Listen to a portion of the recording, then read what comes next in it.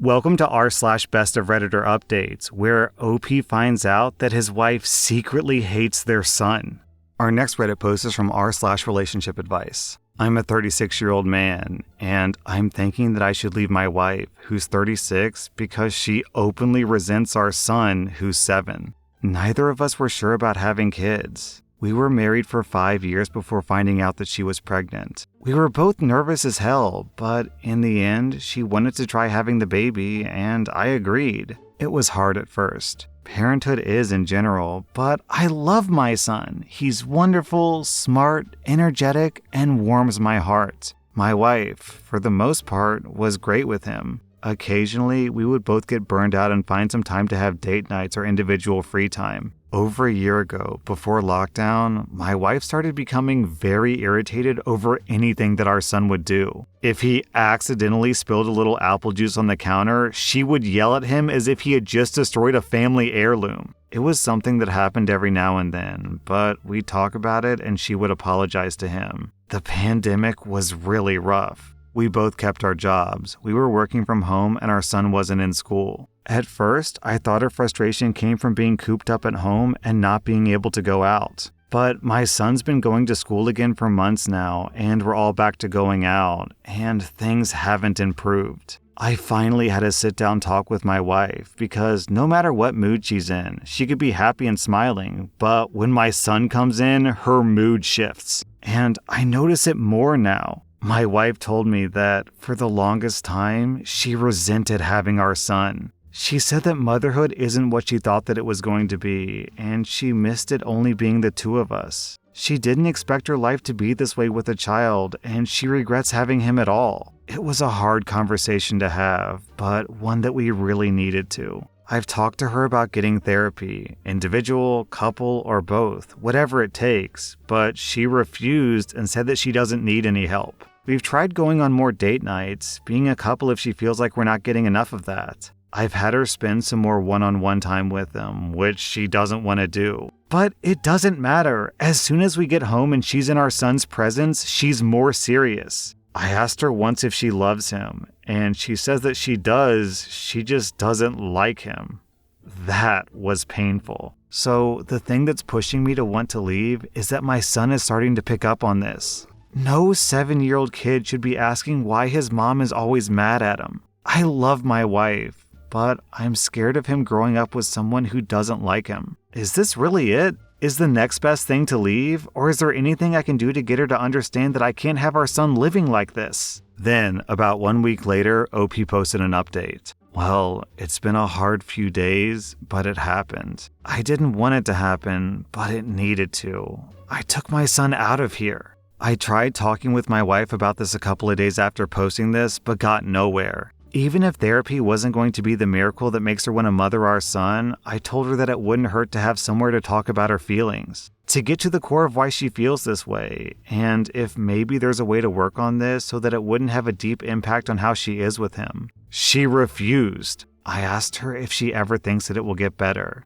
She said no. When I told her that it's not going to work out between us because our son's well-being comes first, she begged me to stay. She made all these promises of not treating him negatively and putting on a face for him, but still she won't do therapy because she doesn't need help. Then, all of a sudden, she got angry. She told me to leave if I only want to be with my son. It was heartbreaking. My son and I ended up leaving because she didn't want to leave the apartment. He believes that we're staying at a hotel for now, but he does keep asking about her. I'm trying my best to keep it together for him. My heart is still broken, though. I hate that it had to end like this. But many of you were right, and deep down, I knew this too. My son had to come first, and this was already starting to mess him up. I know this was the right choice. I feel like my life just came to a hard stop, and I'm still trying to get my bearings. My wife hasn't contacted me since we left. My family is aware of what's happening, so I'm glad to have their support. My sister offered to have my son spend the weekend with them so that he could be with his cousins. Anyways, thanks for the support.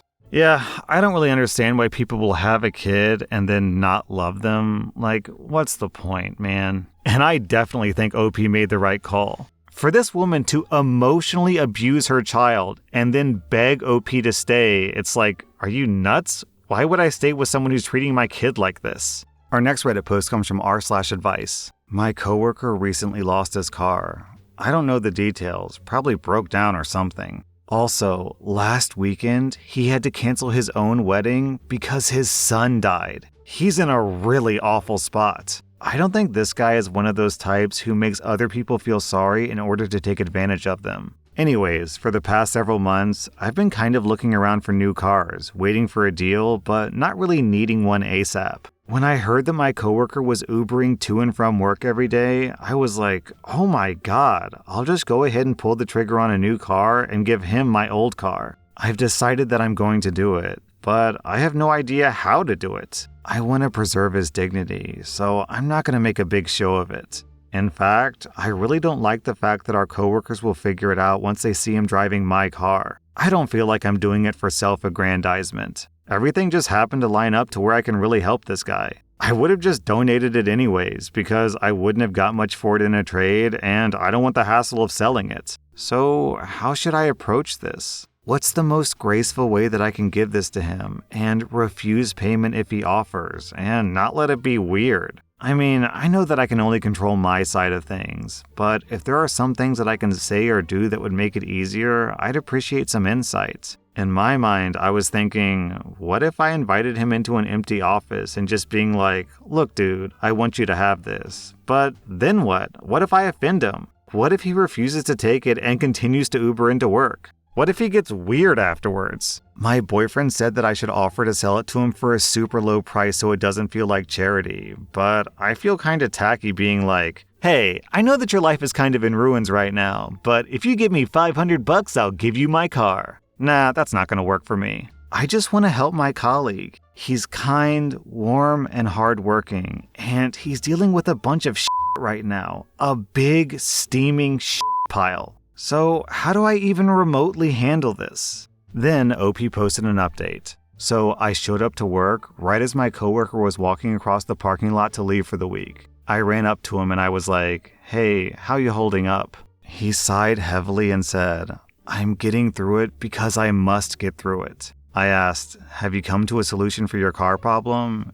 And he sighed again and said, yeah, the solution is that I must have one, but I can't afford another. At this point, we were about 20 yards away from the employee parking and we could see both of my cars, so I said, well, this weekend I bought that car, pointing at my new car. So now I'd like you to have that one, pointing at my old car. He was absolutely speechless, so I kind of started talking fast and I was like, I couldn't find the title, it's in my closet somewhere, but I have all the necessary paperwork you need to bring it to Iowa DOT to transfer it to your name. I'll pay for a replacement title if I can't find it, and it's overdue for an oil change, so I'll get that done this weekend while you're out too. I'll leave the keys on my desk so you can have them if you get back after I leave on Friday. I tried to look in his eyes, but his mask was fogging his glasses. I continued. Yeah, they only offered me $98 for the car, and I didn't think it was worth it, and I didn't really want to hassle with selling it online. Also, I don't have the space at home to keep it, so I thought to myself, why not let you have it? So here we are. My coworker began shaking. It's like 15 degrees outside, so I'm getting pretty cold at this point, and I start hopping a little.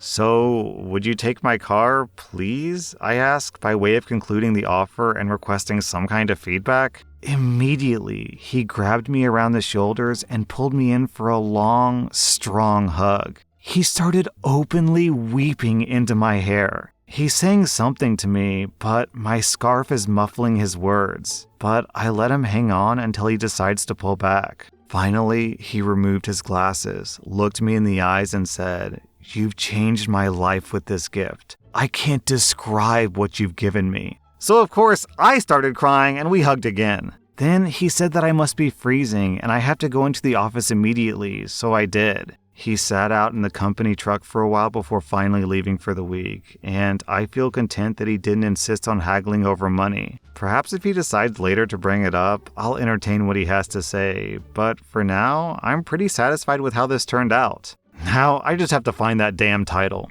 I want to say thank you from the bottom of my heart to each and every one of you who read this and took the time to reply.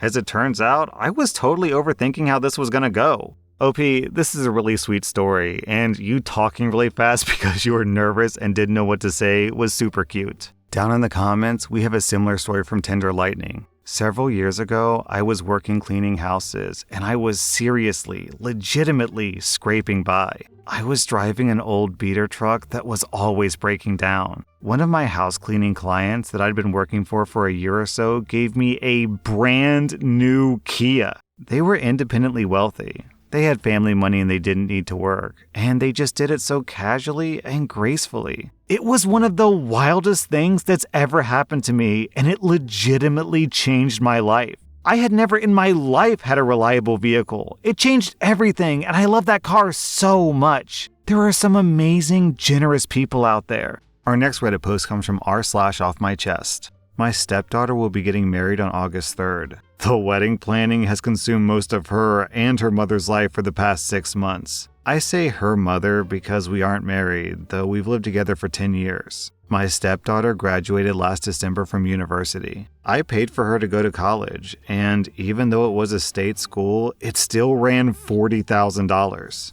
She doesn't have a job, and she's been living with us for the duration of her college career and since her graduation. I also bought her a car to get back and forth from school when she finished high school. From time to time, her deadbeat father would pop into her life, and she would fawn all over him. She does this even though her father hasn't contributed a cent to her education or paid any child support, even though technically that's my girlfriend's fault because child support wasn't part of the settlement. Still, she loves him and she wants him in her life. He stays long enough to break her heart by skipping town and breaking some promise that he made her. The wedding venue holds 250 people max. I gave them a list of 20 people that I wanted invited, since I was paying for everything. They told me that was no problem and they'd take care of it. So I let these people know that they'd be getting an invite and they should save the date. Saturday, I saw one of my friends from this list on the golf course and I asked if he was coming. He told me that he wasn't invited. He told me that he got an announcement, but not an invitation. He had the announcement in the back seat of his car, along with probably 6 months of mail, and showed it to me. Sure enough, it was just an announcement, and my name was nowhere on it. It had her dad's name and her mom's name, but not mine. This led to a pretty big fight with my girlfriend because I found out that none of my list of 20 made the cut for the final guest list because 250 people is very tight. I was pissed, but not a hell of a lot that I could do because the important people in my life had already been offended. My girlfriend said, if some people don't RSVP, then yes, you might be able to get a couple of people in. But in my opinion, this is the ultimate slap in my face, so I was boiling on Saturday. Yesterday, we had a Sunday dinner with the future in-laws family and a surprise guest, the real dad. At this little dinner, my stepdaughter announced that her real dad was going to be able to make it to her wedding and that now he'd be able to give her away. This was greeted with a chorus of, "Oh, how great," and "How wonderfuls." I don't think that I've ever felt so angry and disrespected. I was shaking. I took a few seconds to gather my composure because, honestly, I wasn't sure if I would cry or start throwing punches or both. Once I was sure I'd be able to speak, I got up from my chair and said I'd like to make a toast. I can't remember exactly what I said, but the gist of it was this. I'd like to make a toast. The sound of spoons against glasses rang in my ears. I said, it's been a great pleasure to be a part of this family for the past 10 years. Ah, how sweet. At this point in my life, I feel that I owe a debt of gratitude to the bride and the groom because they've opened my eyes to something very important. Everyone's smiling. They've shown me that my position in this family is not what I once thought that it was. Now, a glimmer of confusion and shock begins to spread on the faces in the room. Though I once thought of myself as the patriarch or the godfather of this family, commanding great respect and sought out for help in times of need, it seems that instead I hold the position of an ATM, good for a stream of money and not much else. Since I've been replaced as host, both on the invitations and in the ceremony, I'm resigning my financial duties as host to my successor, the real dad. So cheers to the happy couple and the path they've chosen. I finished my drink. You all can let yourselves out. I don't know, is this selfish? I'm supposed to shell out $40,000 to $50,000 for a wedding that I can't invite anyone to? That I'm not even a part of? I am so done with this. I'm done with my stepdaughter. I'm done with my girlfriend. I transferred the money out of our joint account last night. My girlfriend, by the way, hasn't had a real job since she moved in with me. This morning, I called all the vendors that I had written checks to for deposits to refund my money. At present, it looks like I'll lose around $1,500 for the venue, but the other vendors have been great about refunding. So if you want your real dad to be on the invitation, to give you away and to sit at the head table, fine, your real dad can pay for everything too. And then OP posted an update. The immediate aftermath was a tantrum and people sitting there mumbling while not actually saying anything to me but to each other. After much yelling with a girlfriend about me being selfish, I spent the night in my home office and no one knocked on my door, not even once. Today's aftermath is kind of depressing for me. My girlfriend brought me her daughter's wedding planner to show how much work that I was ruining. I thumbed through it, found a page in the music section for father-daughter dances, and all the songs were catered to real dad's taste. So at first, I thought that they were just being disrespectful, but now I feel like they never really cared at all. Especially since the menu included 2 ingredients that I'm allergic to. That actually made me laugh. Either way, I'm glad that I'm done. I returned the planner and asked her when she and the bride could move out. Also, I never promised to pay for the wedding. I offered them the use of my home when they were sure that it was going to be small, but other than that, all I've heard is how it's the bride's family that should pay. So let it be the bride's family then, as in, not me. Then OP posted another update. My girlfriend and her daughter have moved out. They're moving in with the groom. It was very hard to not be petty with some of the belongings they took with them, but it's done and I've switched out the locks and now it's time for a brew. If I find out what happens with their wedding, I'll let you know, but I can't guarantee that I'll put in an effort to find out. From what I've heard, they're trying to scale things back and get the groom's parents to help out. Also, my girlfriend burned bridges with me when I found out that she tried to write herself a check on our joint account the day after the unpleasantness. By then, I'd already moved the money out of the account, so I guess that I'm more cynical than she is, but I could feel it coming. Okay, I don't have a great frame of reference here, because when I got married, I think the sum total of everyone who was at the wedding was like 30 to 40 people. If I had to invite 250 people to a wedding, If I had to invite 250 people to a wedding, I'd be pulling people off the street. I don't think I literally know 250 human beings. Even if I gave every single person I know a +1, I still don't think that I'd be at 250. So it completely blows my mind that the stepdaughter knows so many people that she couldn't squeeze in a mere 20 people out of 250 to accommodate her stepfather. 20 people is literally less than 10% of 250 people, so yeah, that was definitely disrespectful. Also, while this definitely sucks for OP, I've gotta say, man OP, sounds like you're killing it in life. You own a house that's nice enough to accommodate 250 people for a wedding. You support your wife, who doesn't work. You support your daughter, who doesn't work. And on top of that, you apparently have a country club membership because you said that you were going golfing with your golfing buddies. So like, geez, OP, how much money do you make? Oh, right. And on top of that, he also has enough money to pay for a wedding and pay for a car and pay for college. Like, dang, OP, you're killing it. That was r/Best of Redditor updates. And if you like this content, check out my podcast where I publish the exact same episodes. Also, hit that subscribe button because I put out new Reddit videos every single day.